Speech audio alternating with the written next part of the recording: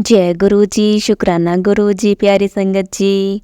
गुरु जी के चरणों में कोटि कोटि प्रणाम और सारी संगत जी को जय गुरु जी। संगत जी, हमारे बिना बोले ही गुरु जी सब कुछ जान जाते हैं। हमें बोलने की ज़रूरत भी नहीं होती, बस मन में इच्छा धारण करने की आवश्यकता होती है और गुरु जी पर विश्वास रखने की आवश्यकता होती है।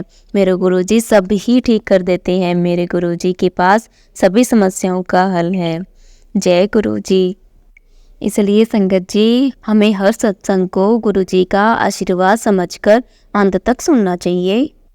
आज आप जानेंगे कि कैसे गुरु जी की संगत बिना बताए गुरु जी उनके मन की बात जान लेते थे। संगत जी, ये बहुत ही सुनहरा मौका होता है कि हम सत्संग सुना रहे हैं और सत्संग सुन रहे हैं।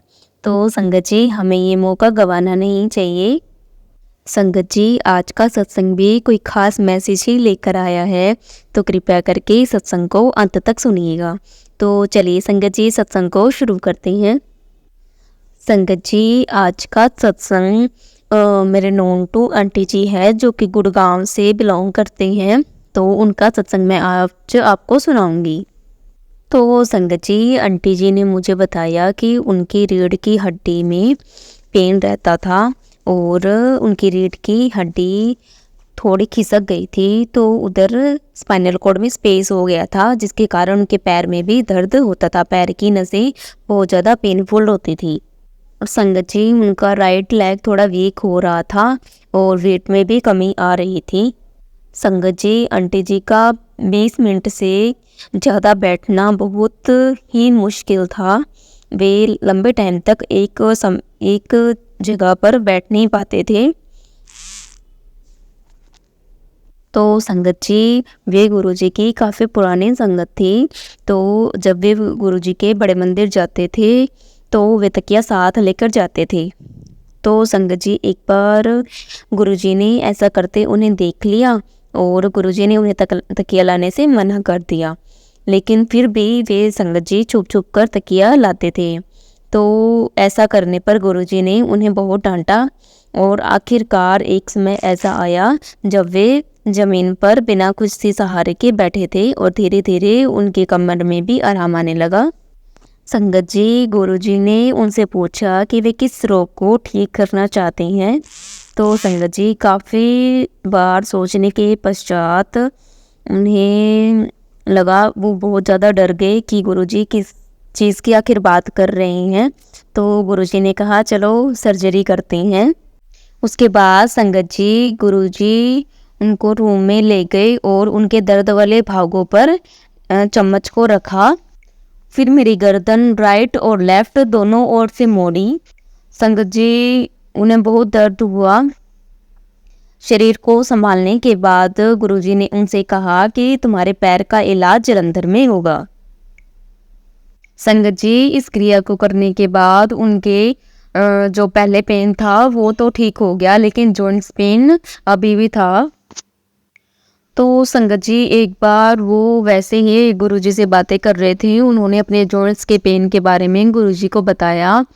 तो बातों में गुरुजी ने उनके हाथ अपने हाथ में रख लिया और धीरे धीरे मालिश करने लगे। तो उन्होंने पूछा, भी क्या प्रॉब्लम है, जैसे क्या दिक्कत है। तो आंटी जी धीरे धीरे बता रहे थे और कुछ समय के पश्चात संगत जी उन्होंने कहा, अपना हाथ देखो। अपना हाथ आंटी जी को देखने के लिए कहा। संगत जी, उनके हाथ में कोई भी दर्द नहीं था। जो वे जॉइंट्स पेन बता रहे थे वो अब गायब हो चुका था। जय गुरु जी, शुक्राना गुरु जी। उनका हाथ पहले की तरह हो गया और उन्हें पता भी नहीं चला। संगत जी, गुरुजी ने उनको एक बार कहा था कि वे उन्हें मरने नहीं देंगे, वे उनके हर रोग का निवारण करेंगे। और एक बार संगत जी, आंटी जी के पेट में बहुत ज़्यादा दर्द हो रहा था। इन्वेस्टिगेशन करवाने के बाद संगत जी पता लगा कि उन्हें पैनक्रियाज में स्टोन हो गई है। तो डॉक्टर से कंसल्ट करने के बाद उन्हें यह पता लगा कि इसका एकमात्र इलाज सर्जरी ही है। संगत जी, उस वक्त गुरुजी जालंधर में थे। उन्हें उन्होंने यह निश्चय किया था कि जब गुरुजी वापस आएंगे तब ही वे सर्जरी करवाएंगे।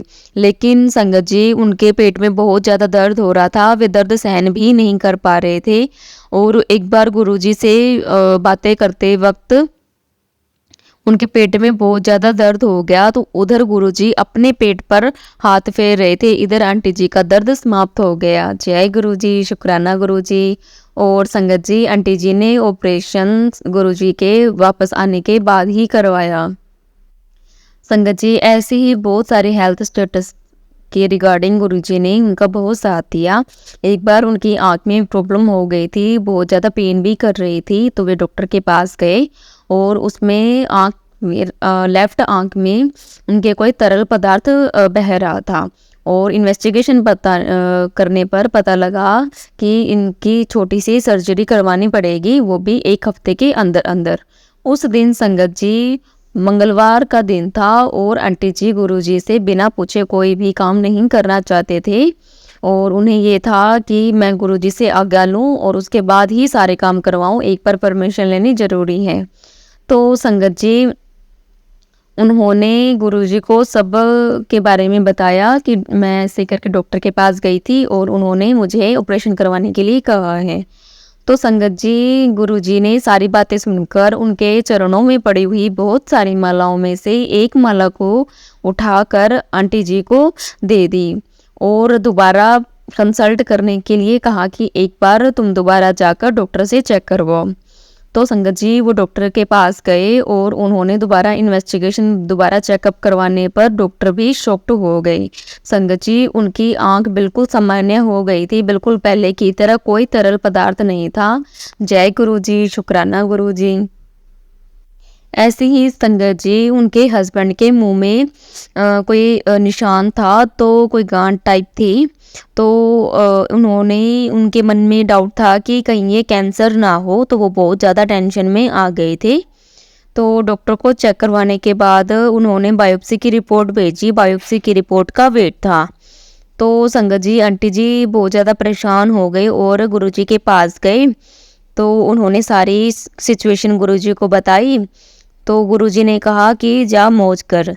तो आंटी जी हैरान हो गए कि इधर मुझे इतनी टेंशन हो रखी है और गुरुजी मुझे कह रहे हैं कि जा मौज कर, ऐसा कैसे हो सकता है। लेकिन कुछ टाइम के बाद अगले ही दिन उन्होंने बताया कि बायोप्सी की रिपोर्ट आ गई और संगत जी, वो रिपोर्ट बिल्कुल नॉर्मल थी, बिल्कुल नॉर्मल। उसमें कोई भी ये सिंबल नहीं था कि इनको कैंसर है। तो डॉक्टर भी संगत जी शॉक में आ गए। जय गुरु जी, शुक्राना गुरु जी। आंटी जी खुद भी शॉक थे कि रातों रात वो जो मुंह के अंदर निशान था वो कहाँ गया। उसके बाद संगत जी, एक बार क्या होता है, उनके हस्बैंड, जो कि उनके कपड़ों के होलसेल की शॉप थी, तो उन्हें कहीं बाहर जाना था और कहीं बाहर जाकर कोई पैसे पहुंचवाने थे। तो संगत जी, जहाँ वे गए थे तो वहाँ उस टाइम सर्दी का टाइम था, कोहरा बहुत था, धुंध बहुत थी। तो उन्होंने पहले ट्रेन से रिजर्वेशन करवाने का फैसला किया, लेकिन कोहरा बहुत ज़्यादा होने के कारण संगत जी, उन्होंने वो कैंसिल कर बस से आने का फैसला किया और आंटी जी को फ़ोन करके कहा कि 10:30 बजे तक वे आ जाएंगी। और संगत जी, उसके बाद क्या होता है कि 1 बजे पुलिस स्टेशन से फ़ोन आता है कि उनके पति बेहोश हालत में खाली बस के अंदर मिले हैं। संगत जी, वो बहुत ज़्यादा परेशान हो जाते हैं और उन्हें अपने देवर को बताते हैं सारी बातें और आइडेंटिफाई करने के लिए कहते हैं। और उनको फ़ोन करने के बाद पता लगता है कि वे बोलने की अवस्था में नहीं हैं, वे बिल्कुल बेहोश हैं। उसके बाद संगत जी, उन्होंने पुलिस स्टेशन वालों ने उनके हस्बैंड को हॉस्पिटल पहुंचवाने का निर्णय लिया और उनके घर को इन्फॉर्मेशन कर दी। तो आंटी जी बहुत ज़्यादा प्रॉब्लम में थे, बहुत ज़्यादा टेंशन हो रही थी, तो वे बहुत जल्दी हॉस्पिटल पहुंचे और उन्हें हॉस्पिटल का माहौल संगत जी इतना अच्छा नहीं लगा, तो उन्होंने प्राइवेट हॉस्पिटल में वे अपने हस्बैंड को ले गई। लेकिन संगत जी, उनके हस्बैंड को होश अभी तक नहीं आया था। फिर वे भागे भागे गुरुजी के पास गए, तो उन्हें सारी सिचुएशन बताई। तो संगत जी गुरुजी ने कहा कि उन्हें टेंशन लेने की कोई ज़रूरत नहीं है, उनके हस्बैंड बिल्कुल ठीक हैं। और संगत जी बिल्कुल ऐसा ही हुआ, उनके पति को होश आ गया और एक बार होश आने के बाद वे दोबारा कभी बेहोश नहीं हुई। जय गुरु जी, शुक्राना गुरु जी। संगत जी उनकी पूरी फैमिली को पैसे खो जाने का दुख था, लेकिन गुरुजी ने कहा कि पैसा तो मैं और दे दूंगा, कोई दिक्कत नहीं है। और संगत जी आज भी गुरुजी की कृपा से उनके पास कोई चीज़ की कमी नहीं है और उनके पति बिल्कुल स्वस्थ हैं। संगत जी गुरुजी हमेशा हमारे साथ रहते हैं, हमेशा हमारी हेल्प करते हैं। जो भी गुरुजी करते हैं अगर हम उसके बारे में सोचेंगे तो वो हम सोच ही नहीं पाएंगे, क्योंकि मेरे गुरुजी अपनी सोच से बहुत ज़्यादा ऊपर तक की सोचते हैं। वे हम सबका भला करते हैं। जय गुरुजी, शुक्राना गुरुजी। संगत जी ऐसे ही आंटी जी और उनके साथ फ्रेंड उनकी गुरुजी से मिलने के लिए जा रहे थे और गुरुजी ने उनको रोज़ आने के लिए कहा था बड़े मंदिर में। तो उनका रास्ता 20 किलोमीटर लगभग का था, फिर भी आंटी जी रोज़ बड़े मंदिर जाते थे। तो जब एक दिन वो मंदिर जा रहे थे संगत जी, तो रास्ते में उन्हें गुरुजी की गाड़ी दिख गई और वे वहीं रुक गए। उन्होंने काफ़ी बातचीत की गुरुजी के साथ और काफ़ी और भी संगत थी और गुरुजी ने चाट खाने का मन बनाया। तो संगत जी वे सभी चाट खाने के लिए चल पड़े गुरुजी के साथ और किसी रेस्टोरेंट में वे गए और वहाँ के गार्डन में बैठ गए। तो सभी संगत जन गुरुजी की सेवा कर रहे थे। कोई अपने रुमाल से गुरुजी को हवा दे रहा था, कोई तकिया बना रहा था, कोई पाँव दबा रहा था। संगत जी बहुत ज़्यादा सेवा कर रहे थे गुरुजी की। वहाँ पास में कई डॉक्टर्स भी आए हुए थे, उन्होंने अपना परिचय दिया और कुछ मदद करने के लिए कहा, लेकिन संगत जी उन्होंने कह दिया कि हम ठीक हैं। वे भी गुरुजी के पास बैठ गए। फिर उसके बाद संगत जी क्या होता है, उन्होंने आंटी जी को बुलाया और उनके फैमिली के बारे में पूछा कि उनकी बेटी कैसी हैं, उनके दामाद कैसे हैं, पति कैसे हैं।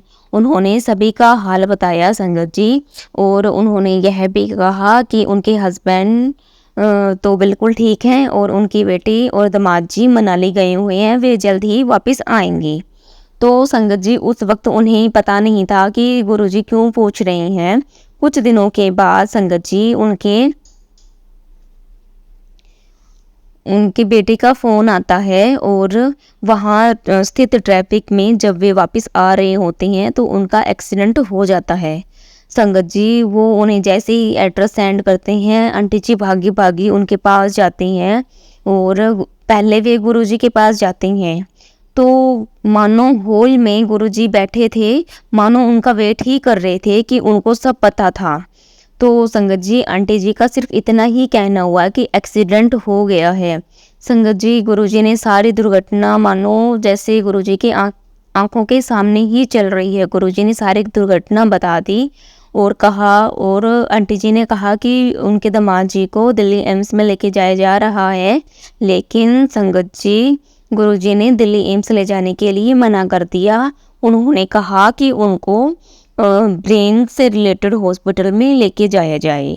उन्हें सब पता था संगत जी, उन्हें सब पता था कि क्या हुआ है, कैसे हुआ है, क्यों एक्सीडेंट हुआ है। पीछे से कोई ट्रक ने आकर उनकी गाड़ी को धक्का मार दिया था और वे दोनों बहुत ही ज़्यादा जख्मी हो गए थे। लेकिन संगत जी इतना जख्मी, इतना बड़ा एक्सीडेंट होने के बावजूद भी संगत जी उन्हें कोई भी भारी नुकसान नहीं हुआ, सिर्फ चेहरे पर स्वेलिंग ही आई थी, बाकी कोई भारी नुकसान नहीं हुआ था। जय गुरु जी, शुक्राना गुरु जी। उनकी कोई भी ऐसी इंजरी नहीं हुई थी कि लाइफ टाइम उन्हें पछताना पड़े। आंटी जी बहुत ज़्यादा स्ट्रोक्ड रह गए। शुक्राना गुरु जी, जय गुरु जी। संगत जी मेरे गुरुजी क्या करते हैं, कहाँ तक सोचते हैं, इसका हम अनुमान भी नहीं लगा सकते संगत जी। बट जो भी हम गुरुजी से अरदास करते हैं, विनती करते हैं संगत जी, वो अवश्य ही पूर्ण होता है। अगर हम दिमाग लगाने संगत जी अपना बैठ जाते हैं तो वे व्यर्थ है, क्योंकि मेरे गुरुजी वहाँ तक सोचते हैं, जहाँ तक हमारी कोई भी सीमा नहीं है, हम वहाँ दूर तक पहुँच भी नहीं पाते। जय गुरु जी, शुक्राना गुरु जी। संगत जी, सारी मेरे गुरु जी की लीला होती है, जो भी वे करते हैं सब अपनी मर्जी से करते हैं और हमारे भले के लिए ही करते हैं। मैं तहे दिल से गुरु जी का शुक्राना करना चाहूँगी। जय गुरु जी, शुक्राना गुरु जी, लख लख शुक्राना। गुरु जी के चरणों में कोटि कोटि प्रणाम। बस गुरु जी अपना आशीर्वाद हमेशा हम सारी संगत जनों पर बना कर रखिएगा। ऐसे ही करके संगत जी, आंटी जी ने मुझे ये सत्संग शेयर किए थे जो मैंने आपको सुनाए हैं। उम्मीद करती हूँ संगत जी आपको ये मेरा सत्संग बहुत ही प्यारा अच्छा लगा होगा और सत्संग को शेयर ज़रूर कीजिएगा। और अगले ही दिन जब मैं सत्संग जाऊँगी संगत जी, आपके लिए एक और बड़ा ही अच्छा सत्संग लेकर आऊँगी। जय गुरु जी, शुक्राना गुरु जी। संगत जी, मेरे गुरुजी के होते हुए किसी बात की टेंशन लेने की ज़रूरत नहीं होती। मेरे गुरुजी सब काम संभाल लेते हैं। तो सत्संग को ख़त्म करने से पहले एक बार मंत्र का जाप कर लेते हैं। ओम नमः शिवाय, शिवजी सदा सहाय। ओम नमः शिवाय, गुरुजी सदा सहाय। जय गुरु जी, शुक्राना गुरु जी।